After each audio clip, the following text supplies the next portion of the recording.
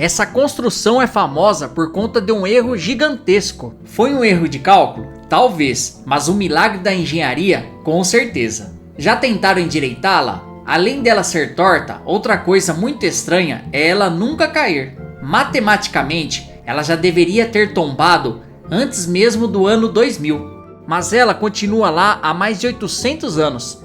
Para entender esse mistério, a gente precisa voltar no tempo e descobrir por que alguém gastaria uma fortuna para construir algo nesse lugar. Antes de falar do erro, precisamos falar da ambição. No século XII, Pisa não era apenas uma cidade turística. Ela era uma superpotência militar e marítima, rivalizando com Veneza e Gênova. Basicamente, eles queriam ostentar. Após saquear a cidade de Palermo e voltar com navios cheios de tesouros, os governantes de Pisa decidiram construir o complexo religioso mais magnífico do mundo, o Campo dos Milagres.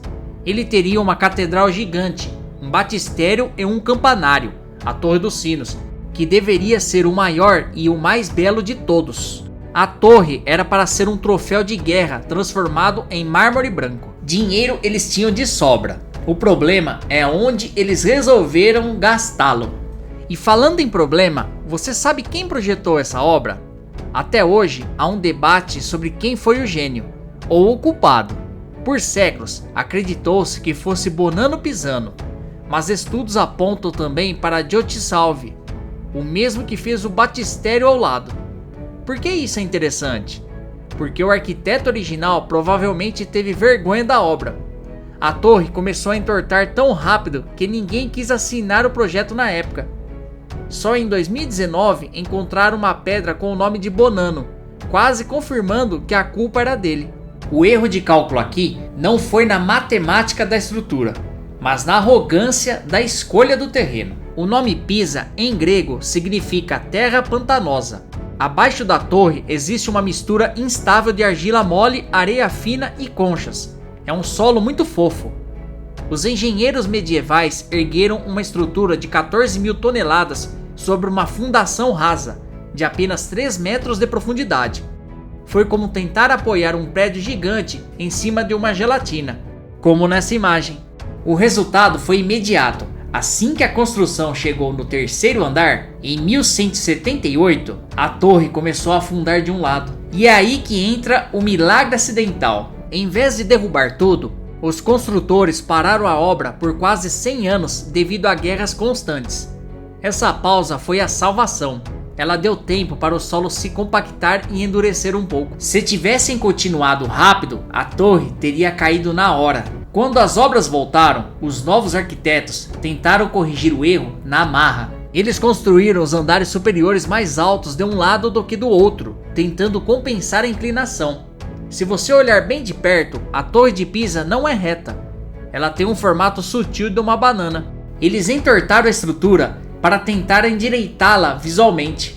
E tem mais um detalhe que choca os turistas. A torre é oca. Muita gente acha que por ser um prédio de 8 andares, existem salas, quartos ou cômodos lá dentro. Mas a realidade é que ela é basicamente um cilindro vazio. Não existe nada lá dentro, além de ar e luz. A escadaria fica escondida na espessura das paredes. Se você entrar e olhar lá para cima, vai ver o céu lá no topo, como se fosse uma chaminé gigante. Mas não se engane, a torre não ficou de pé por sorte. Foram várias tentativas, algumas bizarras, de impedir o colapso. Na Idade Média, chegaram a pendurar contrapesos de chumbo para equilibrar o peso. No século XIX e início do XX, injetaram cimento na base tentando travar o solo. Foi um desastre, o peso extra fez a torre afundar ainda mais. Mas o susto real veio em 1990. No pior momento, ela chegou a inclinar 5,5 graus. Parece pouco, mas para uma torre dessa altura, isso significava que o topo estava a 4,5 metros fora do eixo da base. Imagine um ônibus inteiro de distância entre a base e o topo. O risco de queda era iminente. A torre foi interditada, sinos silenciados e turistas proibidos. A missão era salvar a torre sem deixá-la reta demais. Afinal, o charme é o erro. Entre 1993 e 2001, engenheiros realizaram a manobra mais arriscada da história. Removeram terra milímetro por milímetro do lado oposto à inclinação. Foi como puxar a torre de volta, sem encostar nela. O plano funcionou, a inclinação recuou quase meio metro. Desde então, ela está segura. Entre 2001 e 2018, ela recuou mais 4 centímetros por conta própria, como se estivesse se acomodando na nova configuração do solo. Os engenheiros dizem que agora ela está jovem de novo e segura por pelo menos mais 300 anos. Mas se o solo é tão ruim, por que ela não caiu com os fortes terremotos que atingiram a Itália nos últimos séculos? A resposta é a maior ironia de todas. O que quase matou a torre é o que a mantém viva. O fenômeno se chama interação dinâmica solo-estrutura. Como o solo é muito macio, ele não transfere a vibração violenta do terremoto para a torre. Ele funciona como um amortecedor gigante. Enquanto prédios rígidos ao redor racharam ou caíram, a torre apenas surfou nas ondas sísmicas sem quebrar. Porém, a gravidade é implacável. Nos anos 90, o risco de queda era real e a torre foi fechada. A solução moderna não foi segurá-la com cabos, mas tirar o chão debaixo dela. Engenheiros removeram toneladas de terra do lado oposto à inclinação, fazendo a torre sentar de volta para um ângulo seguro. Mas não foi só a gravidade que tentou derrubar a torre. A torre teve que sobreviver ao ego humano. Em 1934, o ditador Benito Mussolini declarou que a torre torta era uma vergonha para a Itália. Para ele, era um símbolo de fraqueza.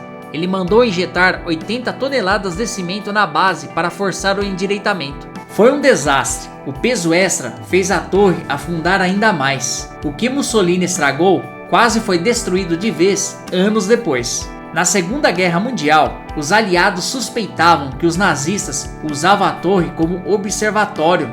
O sargento americano Leon Extin recebeu a ordem direta de explodir o local com artilharia pesada, mas ao ver a beleza do mármore branco brilhando no sol, travou. Ele ficou tão impressionado que desobedeceu a ordem de fogo.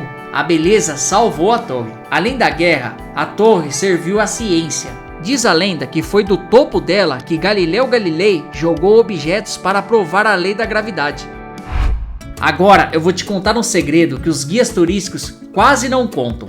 A Torre de Pisa não é a única torre torta na cidade.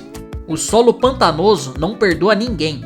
Existem pelo menos outras 2 torres de igrejas em Pisa, San Nicola e San Michele, que também estão afundando.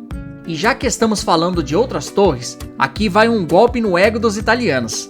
A Torre de Pisa perdeu o recorde mundial. Apesar de ser a mais famosa, ela não é mais a construção mais torta do mundo. Esse título hoje pertence à torre da igreja de Surhusen, na Alemanha, que inclina cerca de 5,19 graus, enquanto Pisa hoje tem cerca de 3,99 graus. Existe até um hotel em Abu Dhabi, o Capital Gate, que é mais inclinado ainda, 18 graus, mas esse não conta porque foi construído torto de propósito. Pisa continua sendo a mais famosa, torta sem querer. E tem mais um detalhe irônico sobre a nossa torre famosa. Ela foi construída para ser um campanário, certo? Mas os 7 sinos lá no topo estão praticamente proibidos de tocar. Se eles balançarem livremente, a vibração seria tão forte que poderia fazer a estrutura colapsar. Hoje eles são acionados eletronicamente ou ouvimos apenas gravações. No fim das contas, a Torre de Pisa prova que nem tudo precisa ser perfeito para ser eterno. E você, teria coragem de subir na torre sabendo de tudo isso? Ou você já subiu lá? Comente aqui abaixo nos comentários. E se gostou do vídeo dessa história, deixe o like e se inscreva no canal.